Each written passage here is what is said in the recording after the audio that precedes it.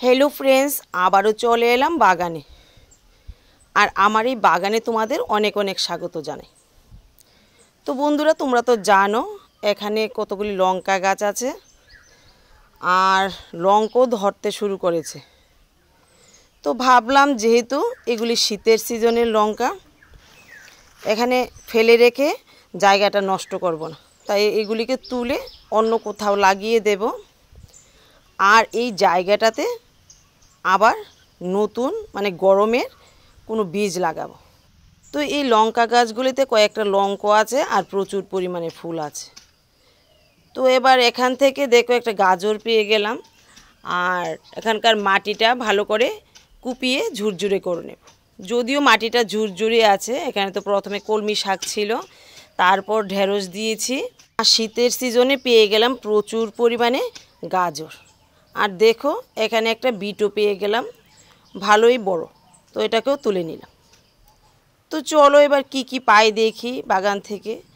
এই যে এবছরের প্রথম ঢেঁড়স পেলাম গাছ থেকে, আর যদিও ঢেঁড়সটা দেখতে সুন্দর নয় তারপরও খুবই ভালো লাগছে, নিজের গাছের অর্গানিক। তো এই ঢেঁড়সটা আবার ভালোই হয়েছে।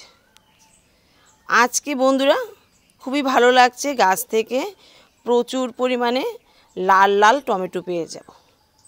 যদিও প্রতিনিয়তই বাগান থেকে টমেটো পাচ্ছি তারপর কিন্তু এত লাল হয় না।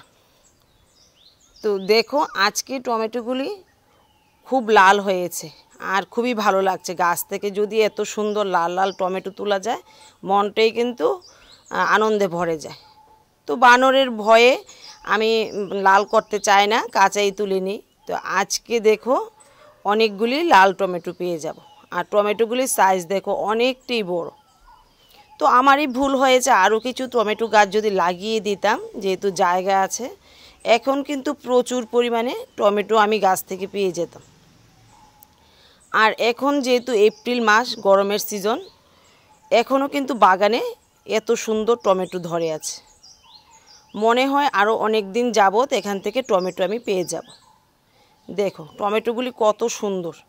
আর বন্ধুরা এগুলি শুধু ভাতের ফ্যান দিয়েছি আর 1 বা 2 দিন খৈল পচা জল দিয়েছি। জানি না অনেকে কেন এত রাসায়নিক সার দিয়ে চাষবাস করে, এমনিতে তো হচ্ছে, দেখো আমার তো হচ্ছে। আমার যদি হয় তোমাদেরও কিন্তু হবে। একবার এইভাবে সিম্পলভাবে লাগিয়ে দেখো, প্রচুর পরিমাণে শাকসবজি পেয়ে যাবে।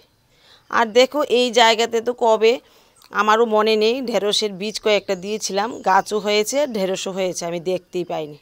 দেখো ঢেঁড়সগুলি শক্ত হয়ে গেছে, এগুলি খাওয়া যাবে না। তো এখানে পেয়ে গেলাম একটা। তো আজকে গাছ থেকে 3টা ঢেঁড়স পেয়ে গেলাম। তো দেখো বন্ধুরা এই বস্তাগুলিতে যেহেতু খালি হয়ে গেছে লাল শাকগুলি তুলে নিলাম, তো দিয়ে দিলাম লঙ্কা চারাগুলি। যেহেতু এই চারাগুলি বেশি দিন আর থাকবে না, তো যখন আদা লাগাবো এগুলিকে তুলে নেব। তো আজকেও একটা বস্তা থেকে কিছু লাল শাক তুলে নেব। ঘরেও কিছু লাল শাক রয়ে গেছে, তাই বেশি তুলবো না, শুধু একটা বস্তা থেকেই কিছু তুলে নেব। তো দেখো একটা টমেটো গাছও আছে এর মধ্যে, তো দেখি কি করা যায়। তো আজকেও একটা বস্তা থেকে অনেকগুলি লাল শাক পেয়ে গেলাম, আমার জন্য যথেষ্ট। তো বন্ধুরা খুবই খারাপ লাগে, যদিও এখন গরমের সিজন হবে না টমেটো গাছটা, মানে টমেটো গাছ হলেও ফলন হবে না, তারপরও লাগিয়ে দিই যেহেতু বস্তাগুলি খালি পড়ে রয়েছে। তো এখন প্রচণ্ড গরম, তাই জল দিয়ে ভালোভাবে ভিজিয়ে দেব। দুপুরবেলা যে একটা রোদ হয় সমস্ত গাছ ঝিমিয়ে যায়। সকালবেলা কিন্তু একবার জল দিই, বিকালবেলা জল দিই, তারপর ঝিমিয়ে যায়। তো চলো আর কি পাই দেখি। দেখো আরও কয়েকটা বস্তাতে লাল শাক রয়েছে, দেখা যাক কবে এগুলি তুলি। এবার দেখো বেগুন গাছেও কয়েকটা বেগুন হয়ে রয়েছে, তো আজকে এই গাছটা থেকে কয়েকটা বেগুন তুলে নেব। আর বন্ধুরা এই ছোট ছোট গাছ থেকে কিন্তু আমি প্রতিনিয়তই বেগুন তুলছি, প্রচুর হয়েছে, আর যদি একটু বৃষ্টি হয় আরও অনেকগুলি হবে। তো চলো এবার কি তুললাম দেখাই। তো বন্ধুরা দেখো আজকেও বাগান থেকে ভালোই শাকসবজি পেয়ে গেলাম।